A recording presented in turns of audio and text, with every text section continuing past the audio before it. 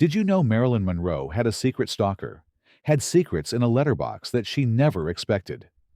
Golden Age actors did not just bring fame, they also brought haters and stalkers. Today, we are going to talk about the famous stalkers who sent terror to the golden age of Hollywood stars. Marilyn Monroe's shadow admirer, 1950s.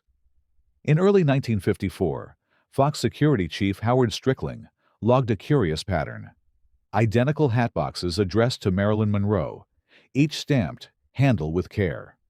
Inside were Polaroids of Monroe's Doheny Drive apartment building, time-stamped every hour across a 24-hour cycle, plus a velvet sachet containing blonde curls lifted from local wig makers. The sender signed simply, "The Collector." Studio investigators matched postage codes to a recently dismissed makeup artist who had exhibited erratic mood swings on the River of No Return set. When confronted, the man produced a straight razor and threatened to erase himself if police pressed charges.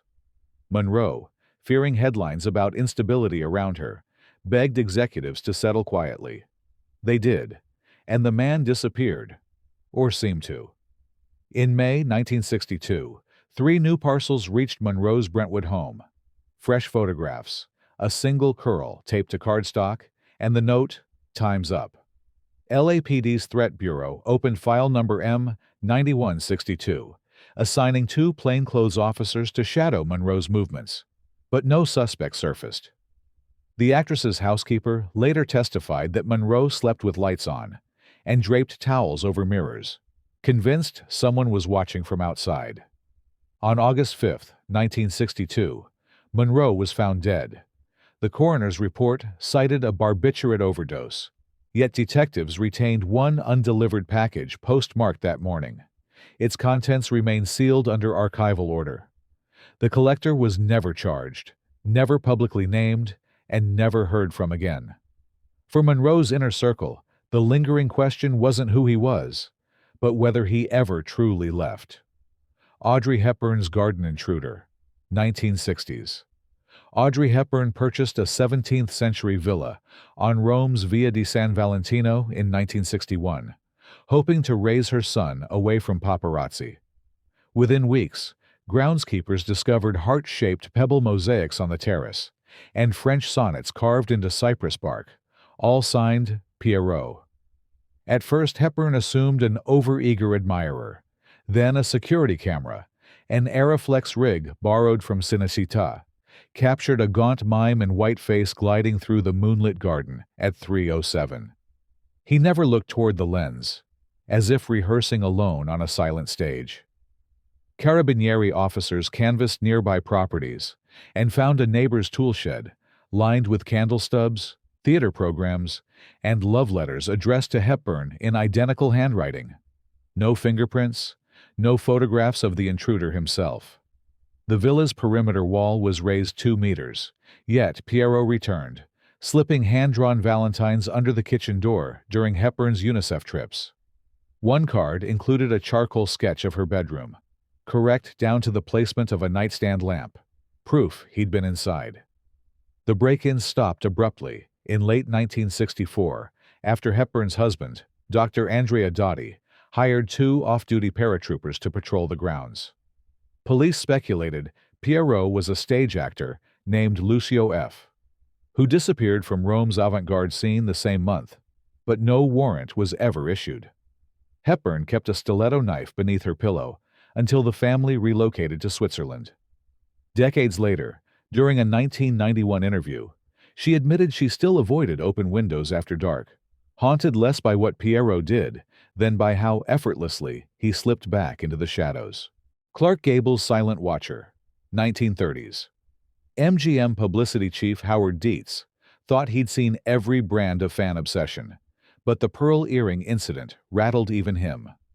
In September 1939, Clark Gable opened a monogrammed note, "You will marry me before year's end, or Carole Lombard regrets her vows." 3 nights later, Lombard discovered a single pearl earring, identical to one she'd worn at the Gone with the Wind premiere, on the exterior sill of their Encino bedroom. Pinkerton detectives traced the stationery to Eloise Carter, An extra dismissed for disruptive behavior on Idiot's Delight. Her boarding house room revealed walls plastered with Lombard photographs connected by red thread, and a dresser drawer filled with loose pearls. Carter vanished before apprehension, leaving only a diary entry. The king will kneel. MGM hushed the affair to avoid scandal, stationing guards outside the couple's ranch. Letters ceased until January 1942, 2 days after Lombard's tragic plane crash during a war bond tour. At the Indianapolis Memorial, a mourner in black placed a single pearl earring atop the condolence book and slipped away.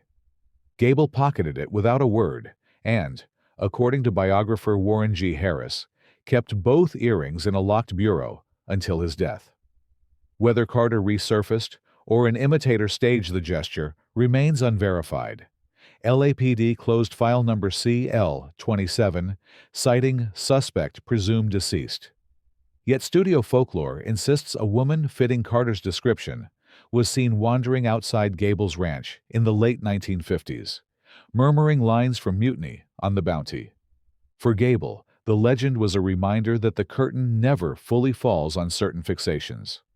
Bette Davis's Letterbox Terror, 1940s. Warner Brothers mail clerk Sally Gershon flagged the first package because the envelope reeked of acetone. Inside lay a violet-tinted perfume vial labeled "For Your Eyes," but the fluid corroded the glass dropper overnight. Weeks later, Bette Davis's box yielded a Los Angeles Times review of Now. Voyager with Liar scrawled in crimson lipstick, followed by a pigeon's severed foot, wrapped in a ribbon from the film's costume department. Studio chief Jack Warner assigned ex-LAPD detective Johnny Roselli to guard Davis's Coldwater Canyon home. Roselli's sweep uncovered a brass key beneath the doormat, an exact copy of a Stage 5 master key used by set designers. Prop carpenter Leland Hayes, recently furloughed for psychiatric evaluation, had signed out that ring.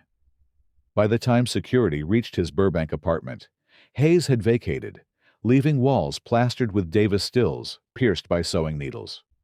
Davis relocated to a New York shoot, hoping distance would break the pattern. Yet packages trailed her to the Warwick Hotel under an alias reservation. One contained a clock with hands soldered at 12:14, the minute Davis's train had departed Los Angeles. Hayes's name surfaced again when a Warner warehouse fire claimed an unidentified body wearing his Union jacket.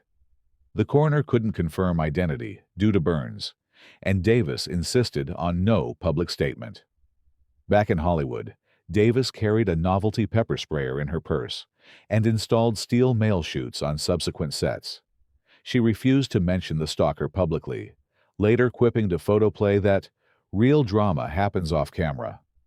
Yet the preserved pigeon foot, sealed in a studio evidence bag, remained in her estate, grisly proof that some fans mail more than flowers.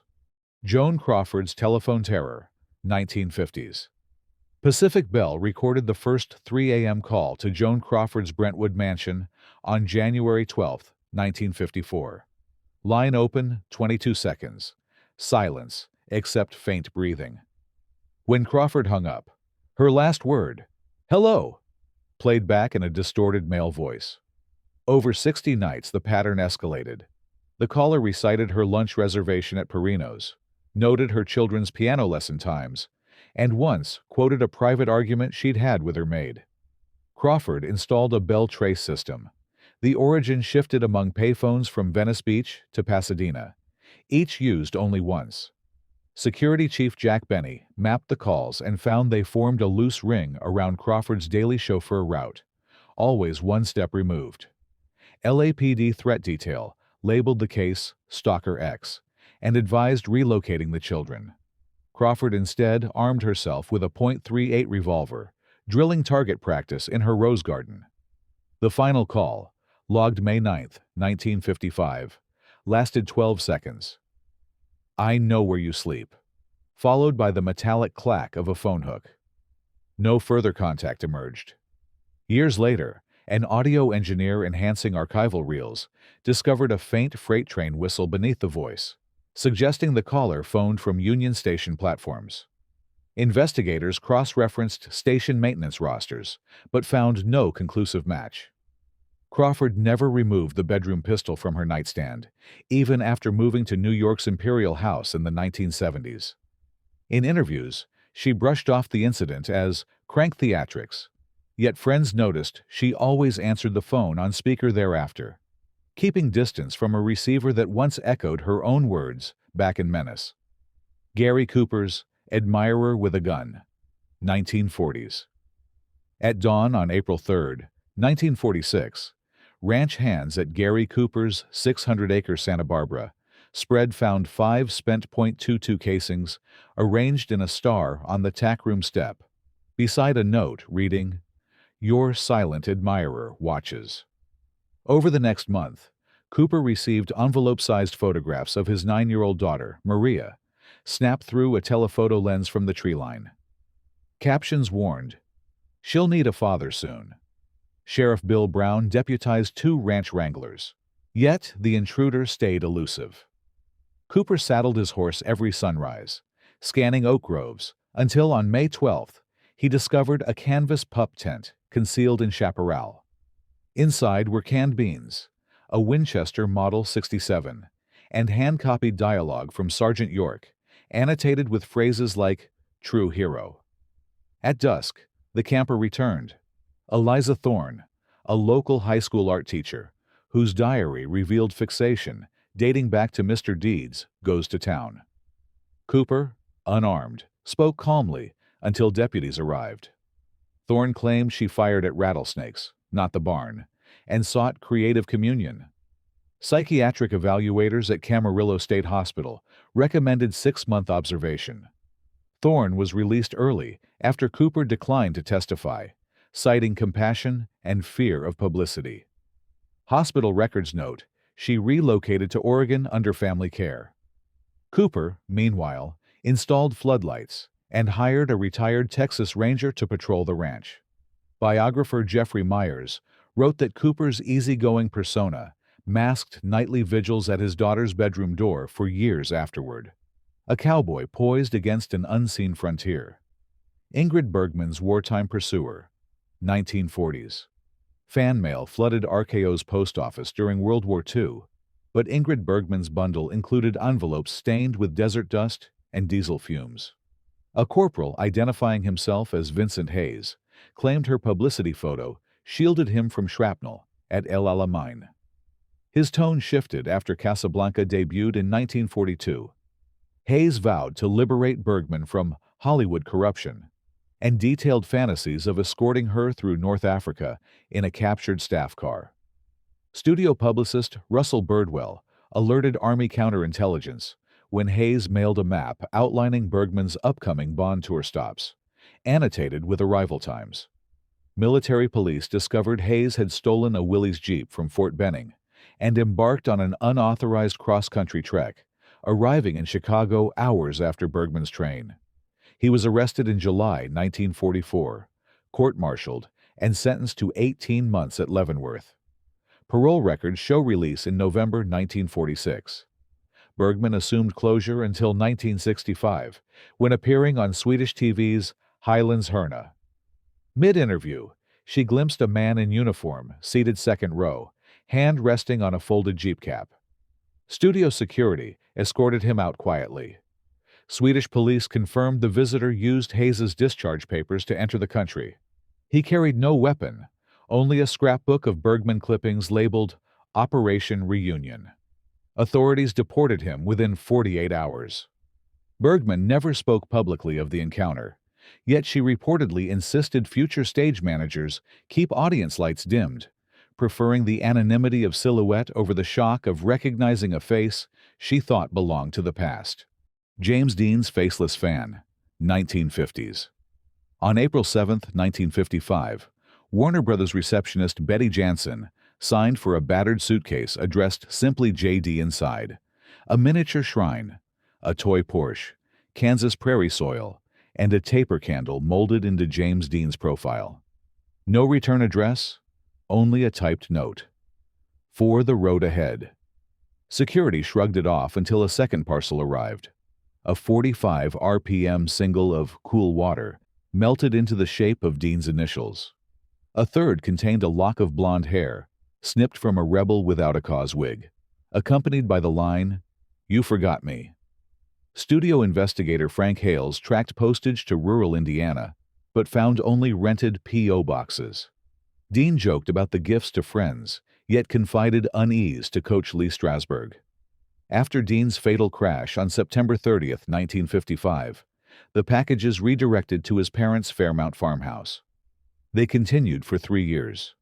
Polaroids of the crash intersection at dusk, soil samples labeled mile marker 466, and, most disturbingly, an 8mm reel splicing highway footage with frames of Dean's childhood photographs.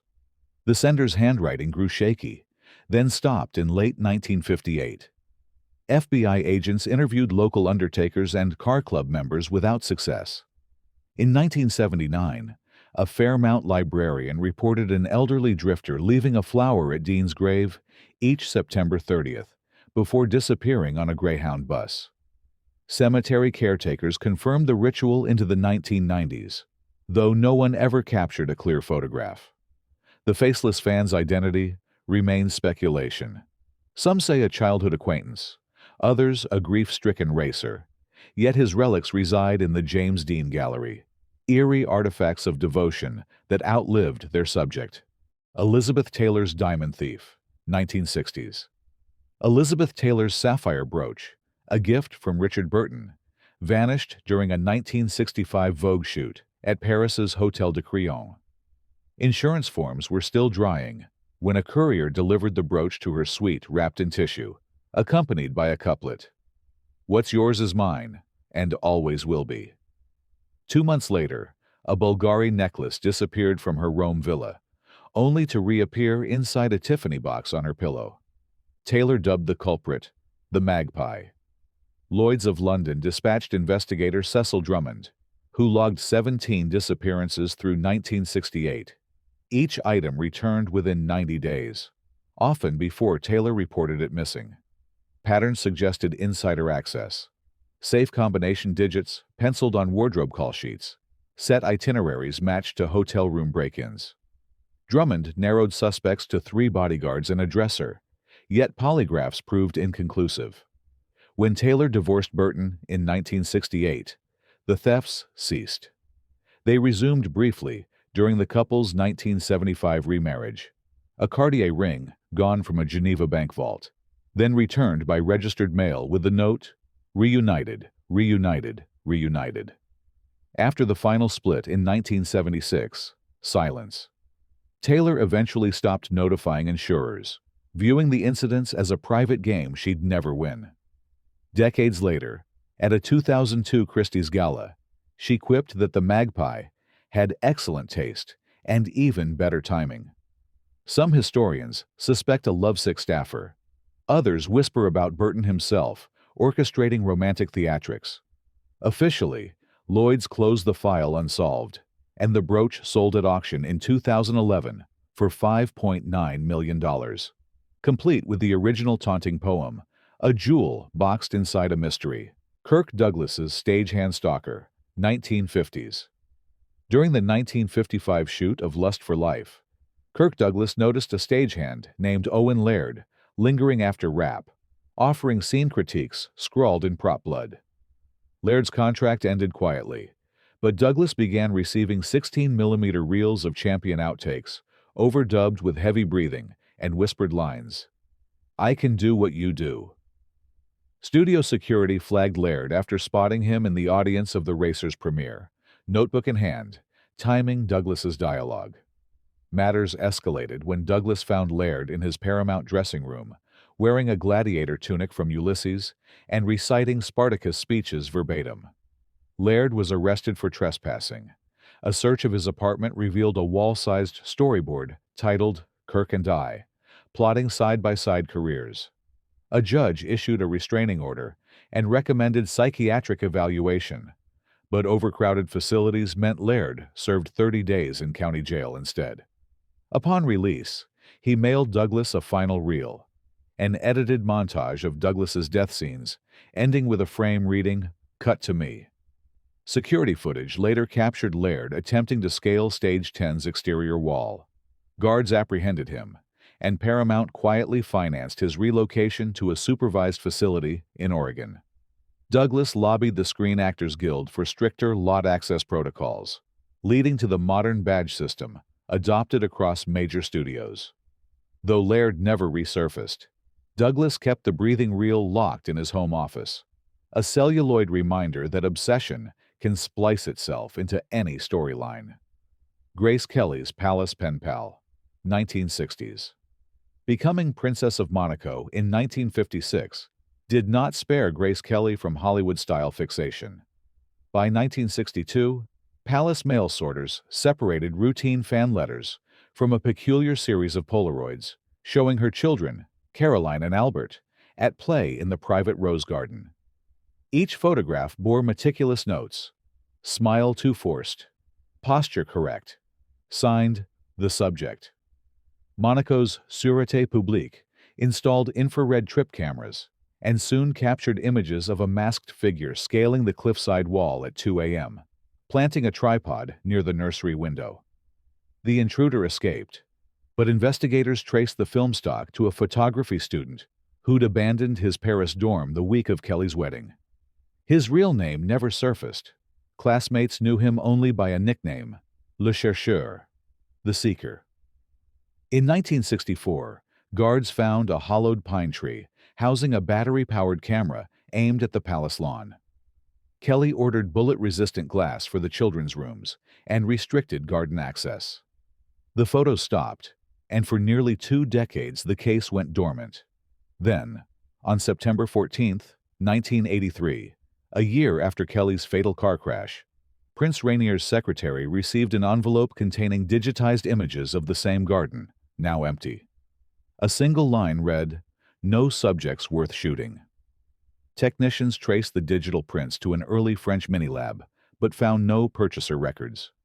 The palace never commented publicly, and the file remains sealed in Monaco's archives. Tour guides still point to the rose garden's reinforced fence, a silent testament to a voyeur whose lens spanned 2 royal generations. Sammy Davis Jr.'s silent partner, 1960s.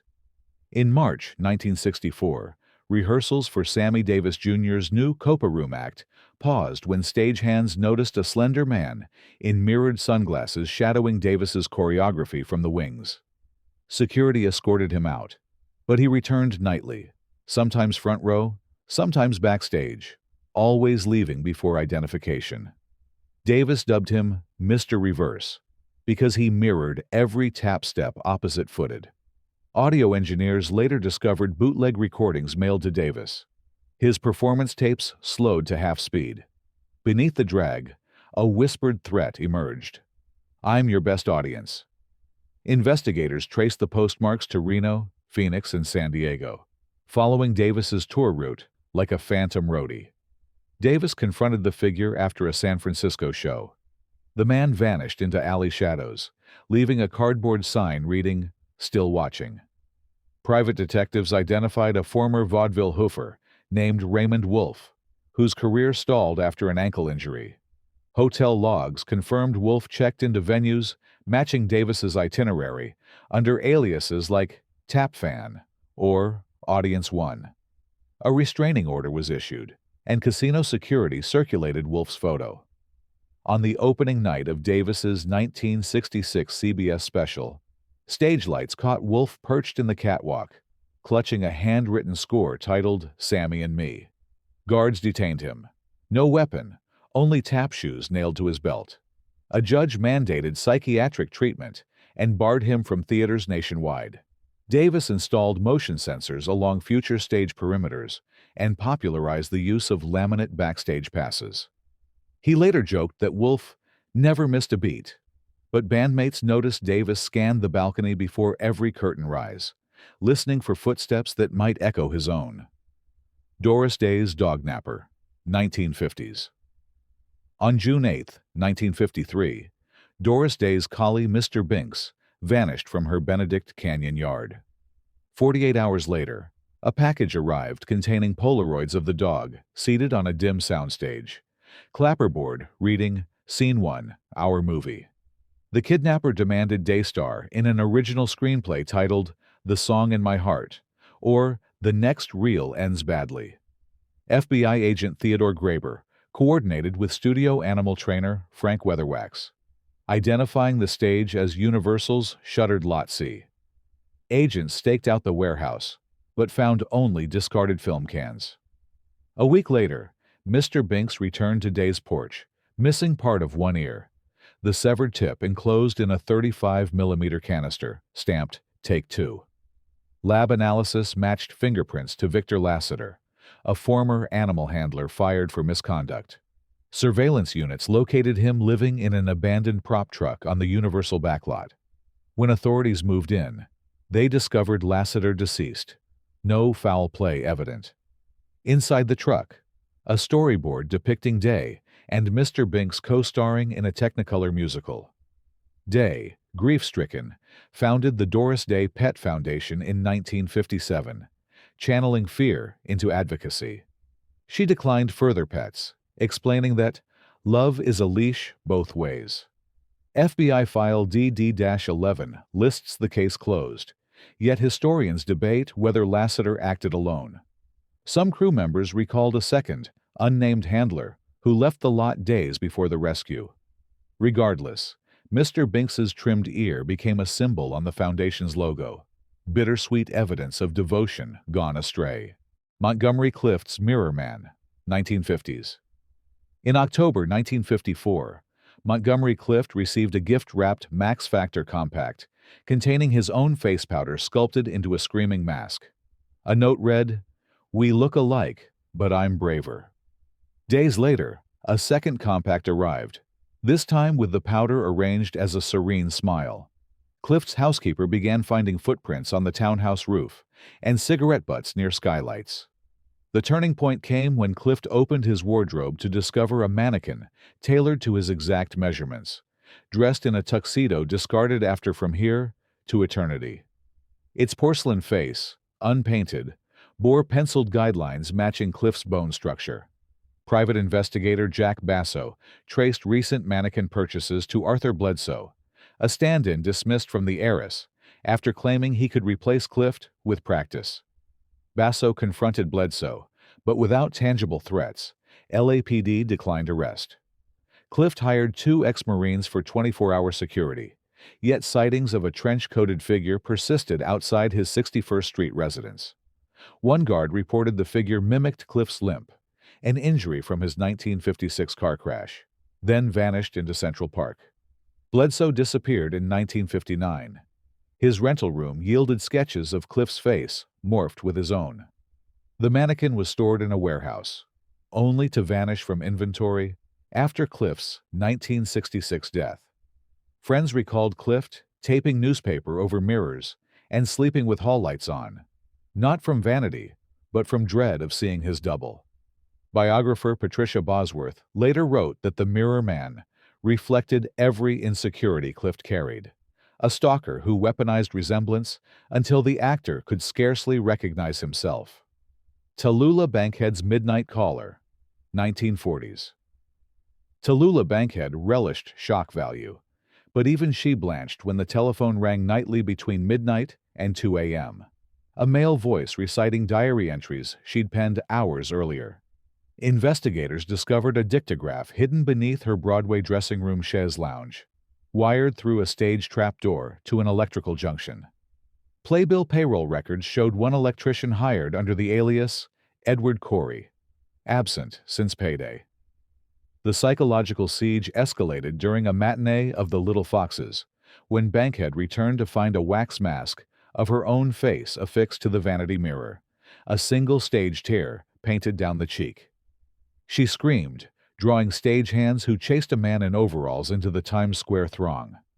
NYPD traced the mask to a novelty shop that sold 2 such items, one to Corey, the other to an unknown buyer. Bankhead's producer installed armed guards and rewired the theater phone system. Weeks later, a parcel arrived containing an unfinished script titled Her Secret Voice, stolen from Bankhead's locked desk, and annotated with changes positioning the heroine opposite a shadow narrator. Corey was never located, and Union records offered no real identity. Bankhead kept the wax mask in a cedar drawer, occasionally producing it at cocktail parties to prove her tale. Though she joked publicly, "I adore a captive audience, but one at a time, darling." Crew members noticed she requested house lights be raised before curtain call, scanning every face before blowing her signature kiss. Lizabeth Scott's Love Bite, 1940s. Paramount's noir, Queen Lizabeth Scott, awoke one July, 1947 morning to find her ivory pillowcase dotted with reddish rings. A studio physician confirmed they were actual bruises transferred onto fabric, perfectly circular, matching the outline of a diamond stud earring, missing from wardrobe inventory. Over subsequent weeks, identical marks appeared on silk slips, gloves, even the back seat of her Packard. Notes followed. Practice makes perfect. Security Captain Eddie Manning traced the stolen earring to Harold Fenwick, a customer terminated months earlier for pilfering jewelry. Scott installed Bell and Howell motion cameras hidden in vents. On August 14th, film captured Fenwick crawling through a laundry room window at 3:11 a.m., pressing the earring into Scott's silk stockings and kissing the imprint. LAPD arrested him with a suitcase containing plaster casts of her lipstick prints and a ledger titled Our Scenes, detailing imagined rendezvous. Fenwick pleaded no contest to burglary and served 2 years. Studio brass suppressed the story, but Scott repurposed the ordeal as research for her 1949 thriller Too Late for Tears, instructing makeup to replicate the bruise pattern on a victim character. She kept the original pillowcase framed behind glass, explaining to friends that film noir's shadows weren't confined to the screen. They could slip under a bedroom window with a stolen jewel and leave a calling card in crimson. Jane Wyman's Puppet Master, 1950s. Jane Wyman's mailroom flagged a wooden crate addressed from Anonymous Crafts in 1956. Inside stood a life-size doll duplicating Wyman down to freckles and hairstyle. Its glass eyes were wired to servo motors, the mouth connected to a radio receiver that activated whenever Wyman's voice hit a specific decibel. During arguments with then-husband Ronald Reagan, the doll's mouth moved in eerie sync, parroting select phrases. Electrical engineers traced the transmitter frequency to a Benedict Canyon bungalow rented under the alias John Smith. LAPD raid teams found the property abandoned but stocked with blueprints of Wyman's home, schematics for a second doll labeled Ronnie, and diary entries plotting to replace the originals. Fingerprints matched Martin Greaves, a television prop designer fired after erratic behavior on General Electric Theater. Greaves vanished for months until security spotted him lurking near Universal Gate 2. He escaped, leaving behind a toolbox containing microcassette loops of Wyman's laughter. A restraining order was issued, and Reagan, newly interested in politics, arranged Secret Service-style patrols. The doll, nicknamed Jane 2.0, was dismantled and buried in Wyman's garden after her 1965 divorce. Greaves was never apprehended. Some crew members claim he mailed a final package in 1970, a pair of doll eyes, and the note, "Watching from Within."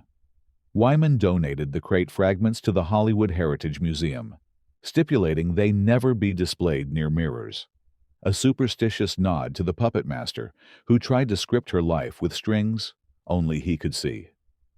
Joan Fontaine's Twin Threat, 1940s.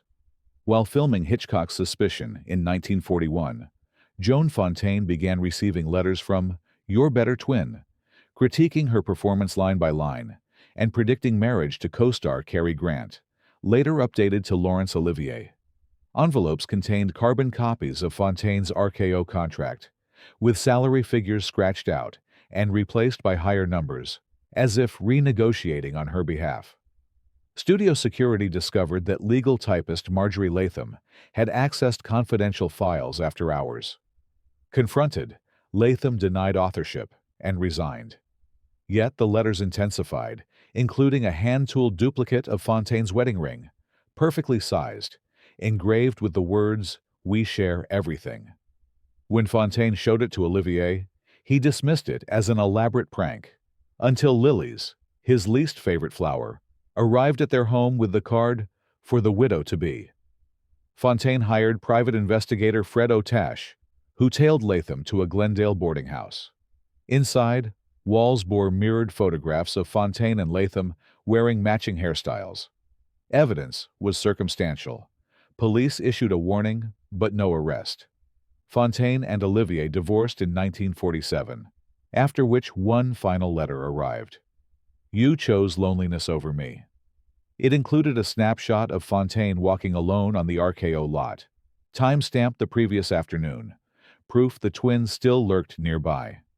Fontaine kept the duplicate ring in a velvet pouch, occasionally displaying it during interviews as "the strangest love letter I ever received." Latham's subsequent whereabouts faded into obscurity, leaving historians to debate whether obsession drove her underground, or whether, in some quiet corner of Los Angeles, she still edited scripts featuring twin heroines and shared destinies. Olivia de Havilland's Key Collector, 1940s. Olivia de Havilland noticed the first missing key in March 1946, when her front gate lock jammed, only to find the key returned in her mailbox days later, attached to a hand-drawn floor plan of her Hollywood Hills home. Over 2 years, 8 separate locks were replaced, after nocturnal entries left no stolen valuables, only missing keys and ever more detailed maps, each highlighting recent renovations. FBI file number OH, 22 documents de Havilland's installation of a steel-lined panic room in 1948. Within a week, a small envelope arrived containing the brand-new panic room key and the note, "Nowhere is safe." Agents dusted for prints. None. Surveillance cameras captured nothing but neighborhood cats. Locksmith invoices revealed someone had purchased duplicates using forged authorization letters. The actress moved to a gated Paris apartment in 1955, ending the key exchanges.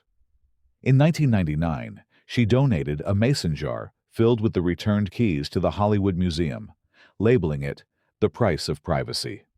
Curators discovered a final, unfamiliar key at the jar's bottom, untagged. Attempts to match it to any known lock failed, suggesting the collector left a parting puzzle. The case remains unsolved. Some theorize a disgruntled architect, others a studio carpenter infatuated with spatial control. De Havilland once mused, "Perhaps it was an artist. My home was his canvas." A chilling sentiment from someone who knew every door can be opened if someone wants the key badly enough. Zsa Zsa Gabor's license plate phantom, 1960s. Zsa Zsa Gabor first noticed the turquoise Cadillac trailing her limousine along Sunset Boulevard in 1962. The car maintained a courteous distance, disappearing whenever bodyguards approached.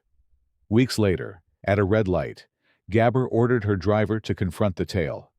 They found the Cadillac idling with the driver's seat empty, engine running, keys in the ignition. The following morning, a package arrived. The Cadillac's license plate mounted in a chrome frame engraved, "I'll always be behind you." DMV records traced the plate to a deceased Arizona salesman. Vehicle listed as destroyed. For the next decade, Gabor and her staff reported sporadic sightings of the same Cadillac, sometimes behind her car, sometimes parked outside a hotel, always vanishing before police arrival. Private Detective Milo Spirilio set up stakeouts but captured only blurry taillight photos. Mechanics who examined the abandoned vehicle noted an aftermarket device allowing the accelerator to be wedged with a metal rod, enabling the car to idle driverless for short periods. Inside the glove compartment lay a Polaroid of Gabor at a 1958 charity gala, circled in red ink. In 1975, Gabor gifted the license plate to Johnny Carson during The Tonight Show, calling it her Hollywood curse. After the taping, NBC security found the turquoise Cadillac parked in the Burbank lot, trunk open, containing a bouquet of wilted roses and a note, "Plate returned, pursuit complete." The car was towed, The owner never claimed it. Carson later displayed the plate in his office. Admitting it still raises the hair on my neck. For collectors, it's a souvenir. For Gabor, it was proof that sometimes the rearview mirror shows more than traffic. It shows persistence on four wheels.